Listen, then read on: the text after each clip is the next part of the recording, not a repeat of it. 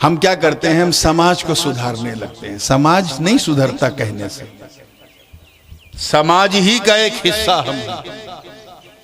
तो अब अगर अपने समाज को सुधारना है तो पहले खुद को सुधारो, अपने गिरेबान में झांको, अपने नफ्स का मुहासबा करो, अपनी तवज्जो को रब के करीब करो। सबसे बेहतर तरीका यह है कि अल्लाह का कुर्ब हासिल करो। क्या हासिल करो? How to get closer to almighty अल्लाह। इस मोटिव को अपनाओ कि हम अल्लाह के करीब कैसे हो जाए। वो तो अपने बंदों की रगे जान से ज्यादा करीब है। उसने फरमाया नहनु अक़रबु इलैहि मिन हब्लिल वरीद, मैं अपने बंदे की शहे रग से भी ज्यादा करीब हूं। उसकी कुर्बत का तो हाल ये है कि फरमाता है उजीबु दअवत दाई इज़ा दआनी। सुभान अल्लाह। उसकी कुर्बत का हालम यह है, वो फरमाता है व इज़ा सअलका इबादी अन्नी फइन्नी करीब। जब मेरा बंदा मुझे आवाज देता है तो मैं उसके करीब हूं। तवज्जो चाहूंगा, मैं उसके करीब हूं। हम कितने उसके करीब हैं? सच्चाई ये है कि वो तो हमसे करीब है लेकिन हम उससे दिन ब दिन दूर हो रहे हैं। हम उसकी कुर्बत कैसे हासिल करें? हम इस दुनिया में आए हैं इसी मकसद के लिए कि अल्लाह का कुर्ब हासिल करें। How to get closer to almighty अल्लाह। उसके नजदीक हो जाए, उसके करीब हो जाए, उसके हबीब हो जाए। यही हमारा मेन मुद्दा है। यही एक मोमिन का टारगेट है कि बस अल्लाह के करीब हो जाए। और ये कुर्बत जो है पैदा होती है अल्लाह के खौफ से। किस चीज से? सुभान अल्लाह।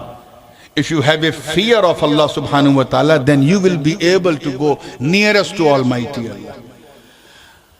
अगर फियर है तभी उसको तुम्हारी केयर है, वरना सब कुछ नहीं फेयर है। कुर्बत के लिए खौफ जरूरी है। अल्लाह का डर अपने अंदर पैदा करो। एक चीज बताऊं, लोगों का डर लोगों से दूर करता है। आप सांप को देख के डर गए तो सांप के करीब नहीं जाएंगे, भागेंगे। शेर को देख के डर गए तो शेर के करीब नहीं जाएंगे, भागेंगे। आप आग को देख के डर गए तो कोई आग में कूदेगा? बोलो। दरिया की रवानी को देख के डर गए, कोई छलांग लगाएगा? नहीं। बंदा जिससे डरता उससे दूर जाता, मगर खौफे खुदा देख, बंदा जितना अल्लाह से डरता है अल्लाह के करीब हो जाता। सुभान अल्लाह, सुभान अल्लाह, सुभान अल्लाह, सुभान अल्लाह। बंदा बंदों से डरे तो दूर होता है, यही बंदा मौला से डरे तो करीब होता है। सुभान अल्लाह। हम बंदों से इसलिए डरते हैं क्योंकि हमने अल्लाह से डरना छोड़ दिया। इस मौके पे मैं एक वाकया सुनाता हूँ, मुझे याद आ रहा है। कभी पता नहीं मैंने टंकारिया में ये बात कही कि नहीं, हजरत ख्वाजा उवैस करनी रजी अल्लाह ताला अन्हु का जंगल में इबादत कर रहे थे। जिन्होंने सुना है उनके लिए दोबारा, और जिन्होंने नहीं सुना ये किस्सा उनके लिए पहली बार। इबादत कर रहे थे जंगल में, and that wild was the full of lion. इतने ज्यादा वहां शेर थे उस जंगल में इबादत कर रहे थे, और उनकी बकरियां सुकून से घास चर रही थी विदाउट एनी प्रॉब्लम, हेजिटेशन, बिल्कुल नहीं। एक राहगीर का गुजर हुआ, उसने देखा अरे ये क्या, भेड़िया वहां बैठा है और वो गर्दन घुमा घुमा के बकरियों की रक्षा कर रहा है। भेड़िया, भेड़िया समझे आप? इंग्लिश में उसे हायना कहते हैं। क्या कहते हैं? हायना। बात समझ में आई ना? जो लोग क्रूगर नेशनल पार्क गए हैं हायना देखा होगा। हायना शेर होता तो मैं यकीन कर लेता। शेर बड़ा खतरनाक जानवर है लेकिन बड़ा खुददार भी होता है, गैरतमंद होता है। शेर अगर खा पी ले कायदे से तो you can walk with the lion, आप शेर के साथ टहल घूम सकते हो। और ये मैं सुनी सुनाई बात नहीं कर रहा हूं, मुझे जाती तजर्बा है, मैं कर चुका हूं। हाँ, ये और बात है कि शेर के साथ चलने के लिए जरा सीने में शेर दिल भी चाहिए। सबके बस की बात नहीं। वो बगैर दांत वाले छोटे छोटे शेर के बच्चों के साथ लोग घूमते हैं, अच्छों के साथ नहीं। शेर अगर पेट भरा है तो मुंह नहीं मारेगा, लेकिन हायना तो ऐसा दरिंदा है कि अगर गर्दन तक सांस लेने की गुंजाइश नहीं है और सामने बकरी दिख जाए तो नोचेगा जरूर, चाहे खाए ना। और यहां मंजर क्या है, ख्वाजा ओवैस इबादत कर रहे हैं, बकरियां घास चर रही और हायना जो है गर्दन घुमा घुमा के बकरियों की रक्षा कर रहा है। राहगीर देखा तो बिल्कुल ऑल ऑफ सडन अचंभित, हैरत ज़्यादा, रहा नहीं गया तो उसने ख्वाजा ओवैस करनी रज़ी अल्लाह ताला अन्हु से पूछा, बाबा मामला क्या है, ये क्या आपको इस भेड़िए से डर नहीं लगता? तो ख्वाजा ओवैस ने सर उठा के फरमाया, तू मेरी बात करता है, मेरी बकरियों को भी इससे डर नहीं लगता। सुभान अल्लाह, सुभान अल्लाह, सुभान अल्लाह। मेरी बकरियों को भी इससे डर नहीं लगता। कहा वो क्यों? कहा सुन, तवज्जो चाहूंगा आगे से लेके, खुले जो बैठे वो भी और जो छुपे बैठे वो भी, सबकी तवज्जो चाहूंगा। कहा सुन, पहले मैं डरता था, अब नहीं डरता। सुन, जब तक मैं अल्लाह से नहीं डरता था, इस भेड़िए से डरता था।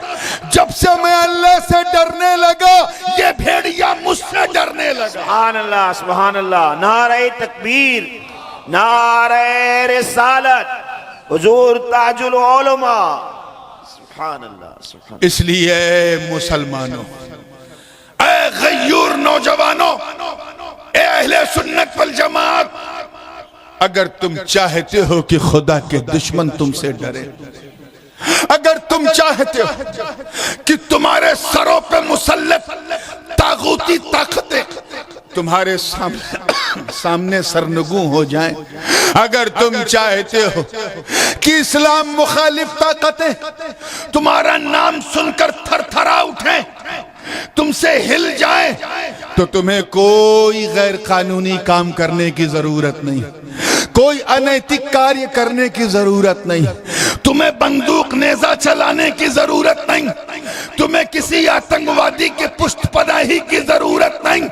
अगर तुम खुदा के दुश्मनों के दिलों में अपना डर, अपना भय, अपना फेयर कायम करना चाहते हो, तो बस अल्लाह से डरना शुरू करो। तुम अल्लाह से डरोगे, अल्लाह के दुश्मन तुमसे डरेंगे। सुभान अल्लाह, सुभान अल्लाह, सुभान अल्लाह, सुभान अल्लाह, सुभान अल्लाह, सुभान अल्लाह। अल्लाहु अकबर।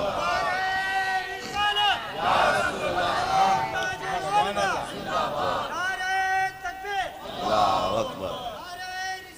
या रसूल अल्लाह। और उसका सबसे बेहतर तरीका यह है कि अपने आप को सुधारो। Try to clean yourself, try to purify yourself first. जब तुम सुधर जाओगे तो पूरा समाज सुधर जाएगा। अपने आप को सुधारो। ये कितने अफसोस की बात है कि 1450 बरस से आज तक ये कहा जा रहा है, नमाज पढ़ो, नमाज पढ़ो। हमें ये तो हमारी ड्यूटी होनी चाहिए। ये वो ड्यूटी है कि इसी में पूरी कायनात की ब्यूटी है। आज भी हमें इस पर तकरीर करना पड़ता है, नमाज पढ़ो, रोजा रखो, हज करो, ज़कात दो। ये तो हमारा फंडामेंटल राइट है। हजरत इमाम गजाली फरमाते हैं, जिस तरह शरीर की भूख खाने से मिटती है, ऐसे ही आत्मा, रूह की जो भूख है वो इबादतों से मिटती है। सुभान अल्लाह। हम अपने शरीर को तो ताकतवर बना रहे हैं, उसके लिए वर्कआउट भी कर रहे हैं, मॉर्निंग वॉक भी कर रहे हैं, दौड़ते भी हैं, बड़ा ख्याल रखते हैं कोलेस्ट्रॉल लेवल इतना रहे तो ये इतना रहे, वो इतना रहे, लिपिड प्रोफाइल 6-6 महीने पे कराते रहते हैं।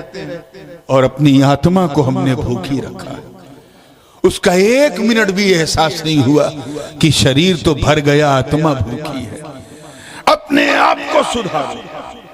और पहला स्टेप ये है कि अल्लाह से डरो, क्योंकि ये खौफ तुम्हें बेहयाइयों और बुराइयों से निकाल कर अल्लाह की तरफ लेके आएगा। ये खौफ तेरे नफ्से अम्मारा को नफ्से मुतमइन्ना बना देगा। मैं इंशाअल्लाह इन नुफूस की बहस पे आखिर में आऊंगा। अपने अंदर खौफ पैदा करो अल्लाह का। यही खौफ तुम्हें तुम्हारी आप बीती की दास्तानें सुनाएगा कि तू पहले क्या था, अब क्या हो रहा है। आज पैसा कमाने का कोई क्राइटेरिया नहीं रहा, बस पैसा हो चाहे जैसा हो। मैंने अर्ज किया ना कि इरादा यही आपकी आदत को बदल सकता है, और जो अपनी बुरी आदतों को बदलने का इरादा करे, क्या करे, जोर से बोलो, उसी इरादा करने वाले को मुरीद कहते हैं। इसीलिए मुरीद जब अपने पीर के हाथ पर हाथ रखकर बैअत होता है तो उसे मुरीद क्यों कहते हैं? यूं ही नहीं कहा जाता। उसे मुरीद इसलिए कहते हैं क्योंकि वो इस बात का इरादा कर रहा है कि ऐ मेरे शेख, अब तेरा ही रास्ता मेरा रास्ता, अब तेरी ही दिखाए हुए मार्ग पर चलना मेरी मंजिल है, अब तू ही मेरा राही, पुल सिरात होगा, तू मेरे सामने होगा, मैं तेरे पीछे होऊंगा। तू अल्लाह अल्लाह कहते हुए आगे बढ़ना, मैं मदनी मदनी कहते हुए पीछे चलूंगा। सुभान अल्लाह, सुभान अल्लाह, सुभान अल्लाह। तू मेरी मंजिल होगा, मैं तेरा राही होऊंगा। तू मेरी मुराद होगा, मैं तेरा मुरीद होऊंगा।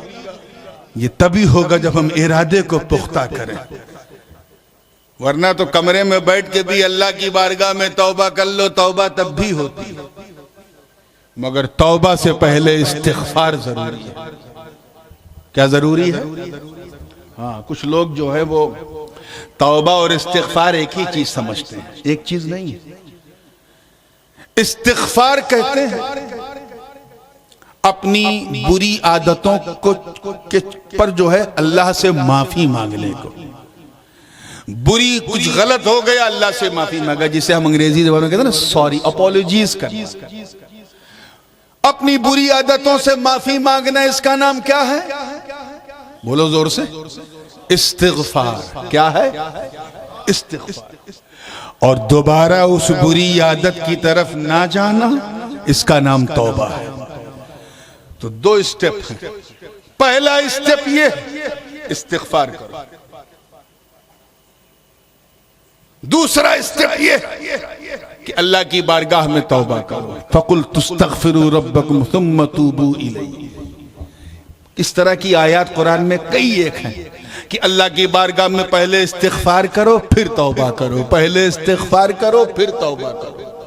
इस्तिग़फ़ार पहला रुक्न है, तौबा दूसरा रुक्न है। हम क्या करते हैं? तौबा करते हैं, इस्तिग़फ़ार करते ही नहीं।